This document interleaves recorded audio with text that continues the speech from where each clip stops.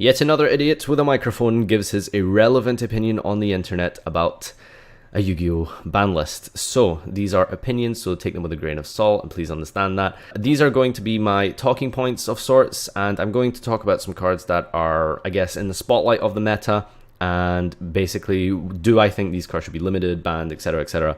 And we'll kind of just go from there. Before I begin as well, I just want to say, I think the timing of this is getting a little bit strange now, because I feel like if there was to be a ban list soon, it should have been out by now. It should have been April. Because if we don't have a ban list now, and we have it like, a month from now, it's hard to really say how it's going to go, because there's so much new product coming out. And I feel like if there's new product coming out, it's not really good to have a ban list, because what you do want is sort of the new product to come into the meta and see how it evolves and see how it progresses.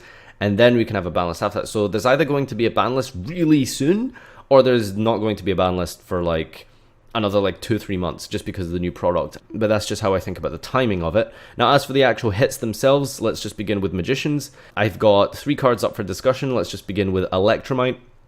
So my final conclusion on Electromite is I don't think it should be hit in any shape or form. So Electromite is a very powerful card, and I think that if you were to tell anyone in a vacuum, hey, there's this card that searches any single monster in your deck, relevant to your archetype, obviously Pendulum, searches any monster in your deck, and then you can add it back to your hand and then draw a card as well in the process. You'd probably think that that's the most insane thing ever. And all it needs is 2 very generic clay monsters to link into, which is just 2 Pendulum monsters. That's it. It's really crazy. It is extremely powerful. But I think that with Master Rule 4 and the zones that it provides, and the fact that it is such a good combo extender, I think that it probably should maybe stay. I think that, understand that it is not just a Magician card, it is a Pendulum support in general. It helps so many different every single Pendulum deck in the game from now until the end of the game can probably run this card and enjoy it. So I think that for that reason, I don't want it to be hit. I think that there's other ways to attack Magicians, and that would be Astrograph Sorcerer. My final conclusion on this card is that it should be completely banned. So I think that Astrograph Sorcerer is so powerful, and I think most of the crazy things that Magicians can do is because of Astrograph Sorcerer not only generating so much advantage in the process of being put onto the board, but also the fact that it is a very good number. It's level 7, so you're able to go into Vortex Dragon with it. It is dark, so you can have those Starving Venom plays. It really does so much for the deck, but I think mostly the advantage that it generates in the process of being used to make these crazy first turn boards is why I believe this card should be banned. I think that the only other option after that would be to limit it, but I think that if you're limiting it, it doesn't sort of really do a whole lot as it would as if it was banned, just because Electromite searches it. So I think that the best thing to do with Astrograph is just to ban it. I think that's really just all my Magician. I think banning Astro could potentially bring the deck down a little bit to the rest of the deck's level. Now, again, I don't think that banning it and crippling the deck is really what we want to see. I think the deck is a fun deck to play and to play against.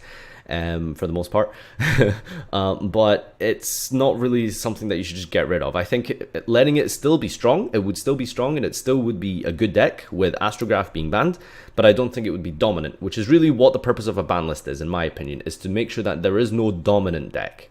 That's how I think they should do it. Otherwise, we're just playing rotation at that point without actually calling it rotation. The final sort of Pendulum card to hit is Nightingale, and FTKs, what can we say? I think it was very interesting to note that Konami reported FTK and Pendulum as 2 separate decks in their blog coverage, but over the recent events, they've just called it Pendulum. Even though we know FTKs have topped every single event, they just called it Pendulum. So they've kind of been trying to push it under the rug a little bit. So I think that could be indicative of it actually going to be addressed in some point.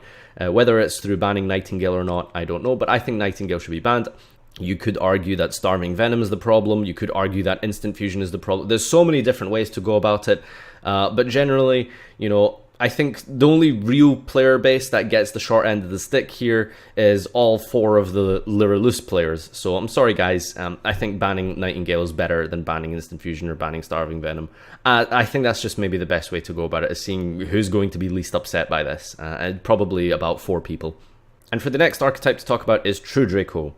So there's a few cards to talk about here, and True DRACO is in a very strange position because I feel like the deck is strong not because of its actual monsters. I think it's very similar to TRICKSTAR in that it plays like a sort of little mini monster engine, but with so many good cards around it that help beat the meta. Like, so you have your strong draw cards, you have your hand traps, your floodgates, and that's really how the deck snowballs into so much advantage because of how good the Draco engine is at generating advantage with things like the spell and traps, being able to pick away at your opponent's cards, the diagram searches.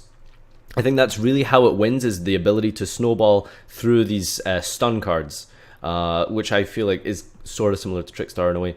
But the point is that I think that that's really why this deck is really good, is because it has a very good core stun engine. In the process, you're basically unaffected by anti-spell, by Amano Iwato, by the Monarch's Erupt. So in my opinion, I think that for the first card to talk about, obviously Masterpiece, the biggest one to talk about, I think Masterpiece, it's very strange, okay? You would probably think from someone like me, and I'm trying to be as unbiased as possible, I would say that it should be banned, but I'm going to conclude for this video, I'm going to say it actually, I think it should be limited. Now the reason I think it should be limited, because you're probably thinking at this point, is that doesn't fucking do anything, it's still searchable. Yes, that is true, but I think that if you just ban Masterpiece, there's no win condition left in the deck. If you actually really think about it, you know, if you don't have access to Masterpiece, what are you actually doing with your deck? You're just relying on floodgates and some little monsters, which is why I think in tandem with the other cards, this actually brings True Draco down to a fair level, because I think that Masterpiece being limited not only stops Demise and Desires from being used wantonly. You kind of maybe have to search the Masterpiece first, and that can kind of like give you a weird hand if you're searching Masterpiece before you're searching like the spell, for example. So I think that Masterpiece being limited kind of creates some kind of thought process involved with the powerful spells, which again, like I said at the very start, are sort of the main reasons why I believe this deck is so strong, is because of the ability to snowball forward with these really powerful card advantage generators. But I think if we were to include some of the other hits, like for example, I personally think Anti-Spell should be banned. I think this card should be fucking banned way back with the announcement of Pendulums. I think Anti-Spell is a completely fair floodgate if you take Pendulum out of the equation. It's really ridiculous how this card just is worse than Vanity's Emptiness for Pendulum decks, and I just find it so bizarre that this card has lasted this long. Trying to be unbiased here, because I primarily am a Pendulum player, whatever that means. Just ban this card. It is so unfair of a floodgate. If you're going to ban Vanity's Emptiness, this card really just establishes the same thing, in my opinion. Now the next card to talk about would be Amano Iwato.